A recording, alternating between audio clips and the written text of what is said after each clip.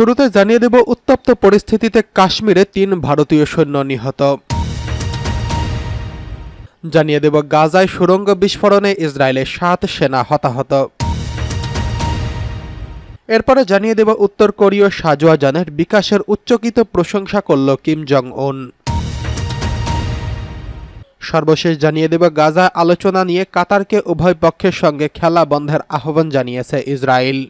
এতক্ষণ শুনছিলেন সংবাদ শিরোনাম, এবারে বিস্তারিত।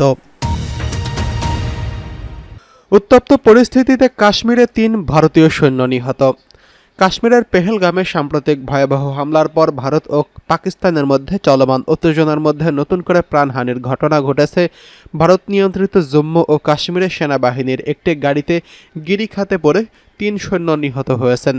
রামবান জেলার ব্যাটারি চশমা এলাকায় এই দুর্ঘটনা ঘটে। প্রতিবেদনে বলা হয়েছে, জম্মু ও শ্রীনগরগামী সেনাবাহিনীর গাড়িবহরে একটি যান নিয়ন্ত্রণ হারিয়ে প্রায় ৭০০ ফুট গভীরের খাদে পড়ে যায়। এতে ঘটনাস্থলে প্রাণ হারায় ৩ সৈন্য, অমিত কুমার, সুজিত কুমার এবং মান বাহাদুর। ভারতের রাষ্ট্রায়ত্ত বার্তা সংস্থা প্রেস ট্রাস্ট অফ ইন্ডিয়া জানিয়েছে, দুর্ঘটনার পরপরই উদ্ধার অভিযানের নামে সেনাবাহিনী, জম্মু ও কাশ্মীরে পুলিশ, রাজ্য দুর্যোগ মোকাবেলা বাহিনী এবং স্থানীয় স্বেচ্ছাসেবীরা। এখনো পর্যন্ত আরও কেউ আহত হয়েছেন কিনা সে বিষয়ে নিশ্চিত হওয়া যায়নি। প্রত্যক্ষদর্শীদের ধারণা করা ভিডিও ফুটেজে দেখা গেছে, দুর্ঘটনা কবলিত সেনাবাহিনীর গাড়ির ধ্বংসাবশেষ খাদে ছড়িয়ে আছে। পাশেই পড়ে আছে নিহতদের মরদেহ এবং কিছু সরকারি নথিপত্র। মাত্র কয়েকদিন আগেই ২২ এপ্রিল কাশ্মীরের পেহেলগামে ভয়াবহ সন্ত্রাসী হামলায় নিহত হয়েছেন ২৬ জন নিরীহ পর্যটক। ভারত এই হামলার জন্য সরাসরি পাকিস্তানকে দায়ী করে দাবি করছেন। হামলাটি প্রতিবেশী দেশেরই মদদেই সংগঠিত হয়েছে, যদিও ভারতের হাতে সুস্পষ্ট কোনো প্রমাণ এখনও প্রকাশ্যে আসেনি। এই ঘটনার পর থেকে ভারত পাকিস্তান সীমান্তে চরম উত্তেজনা বিরাজ করছে। সীমান্তবর্তী অঞ্চলে বাসিন্দারা বাংকার সংস্কার এবং জরুরি প্রস্তুতি নিতে শুরু করছেন। উভয় দেশেই সীমান্তে সেনা ও অস্ত্রের উপস্থিতি বাড়াচ্ছে, যা দুই পারমাণবিক শক্তিধর দেশের মধ্যে সম্ভাব্য সংঘাতের আশঙ্কা জোরদার করছে। কাশ্মীর পরিস্থিতি নিয়ে উদ্বেগ বাড়ছে আন্তর্জাতিক অঙ্গনেও। বিশ্লেষকরা বলছেন, সীমান্তের সাম্প্রতিক দুর্ঘটনা হোক বা সন্ত্রাসী হামলা, সবই এই এলাকার অস্থির বাস্তবতা ও বিপজ্জনক উত্তেজনারই প্রতিফলন। এদিকে গাজায় সুড়ঙ্গে বিস্ফোরণে ইসরায়েলের ৭ সেনা হতাহত। দক্ষিণ গাজার রাফা অঞ্চলের একটি ফাঁদ পাতা সুড়ঙ্গে বিস্ফোরণে ২ ইসরায়েলি সেনা নিহত এবং আরও ২ জন আহত হয়েছেন বলে শনিবার ইসরায়েলের প্রতিরক্ষা বাহিনী জানিয়েছেন। রোববার টাইমস অফ ইসরায়েলের এক প্রতিবেদন থেকে এসব তথ্য প্রকাশ করা হয়েছে। নিহত ২ সেনার নাম হল নোয়াম রাভিদ এবং স্টাফ সার্জেন্ট ইয়ালি সেরর। উভয়ই ইসরায়েলি সেনাবাহিনীর অভিজাত ইয়াহালম যুদ্ধ প্রকৌশল ইউনিটে কর্মরত ছিলেন। আইডিএফের প্রাথমিক তদন্ত অনুযায়ী ইয়াহালম ইউনিটের সদস্যরা গোলানি ব্রিগেডের অধীনে একটি ভবনের ভেতরে সুড়ঙ্গের মুখ পরীক্ষা করছিলেন।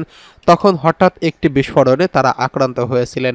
এই ঘটনায় গাজায় হামাস বিরোধী স্থল অভিযানে এবং সীমান্ত বরাবর চলমান সামরিক অভিযানে ইসরায়েলের মোট নিহতের সংখ্যা ৬১৪তে পৌঁছেছে। এদিকে আহত ২ সৈন্যের মধ্যে একজনের অবস্থা গুরুতর এবং অপরজন মাঝারি মাত্রায় আহত হয়েছেন। একই দিনে গাজার উত্তরের জেরুজালেমের ব্রিগেডে ৭০৭তম ব্যাটালিয়নের এক রিজার্ভ সদস্য গুরুতর আহত হয়েছেন। কিভাবে তিনি আহত হয়েছেন তা এখনও তদন্তাধীন বলে জানিয়েছে আইডিএফ। এদিকে শনিবার আরও একটি ঘটনায় গাজা সিটির পূর্বাঞ্চলে দারাজ ও তুফাহ পাড়ায় সেনা শিবিরে বিস্ফোরণে ৪০১তম সাজোয়া ব্রিগেডের ৪৬তম ব্যাটালিয়নের ২ সৈন্য আহত হয়েছেন। প্রাথমিক তদন্তে জানা যাচ্ছে, এই বিস্ফোরণ সম্ভবত একটি ট্যাঙ্ক শেল আগাম বিস্ফোরিত হওয়ার কারণে হয়েছে। তবে সেনাবাহিনী বিকল্পভাবে খতিয়ে দেখেছে যে সেখানে মর্টার হামলা হয়ে থাকতে পারে।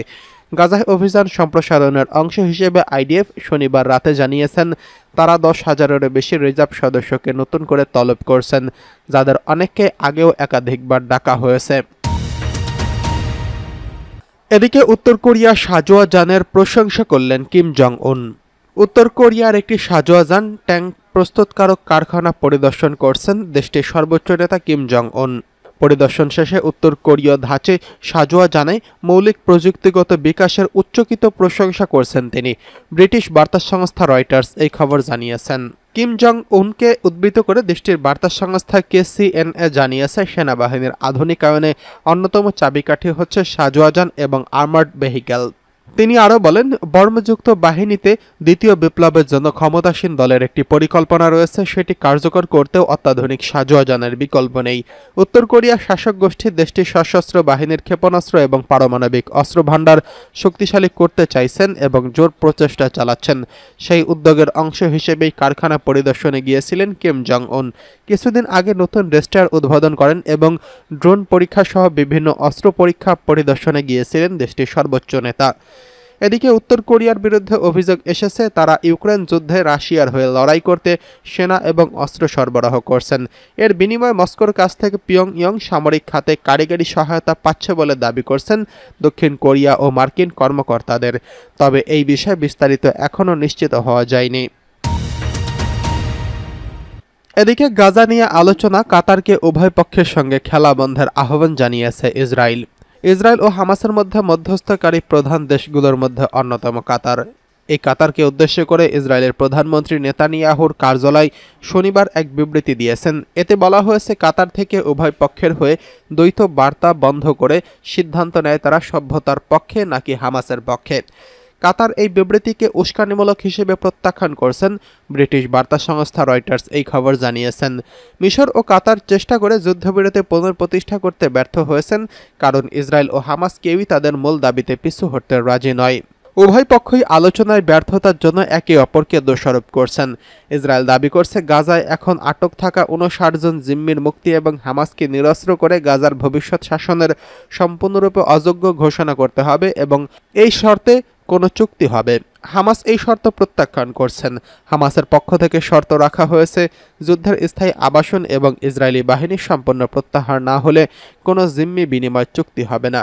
রোববার ভোরে সামাজিক যোগাযোগ মাধ্যম এক্সে পোস্ট করা এক বিবৃতিতে কাতারের পররাষ্ট্র মন্ত্রণালয়ের মুখপাত্র মাজাদ আল আনসারি বলেন, ইসরায়েলি প্রধানমন্ত্রীর কার্যালয় থেকে দেওয়া উস্কানিমূলক বক্তব্যে কাতার দৃঢ়ভাবে প্রত্যাখ্যান করছেন।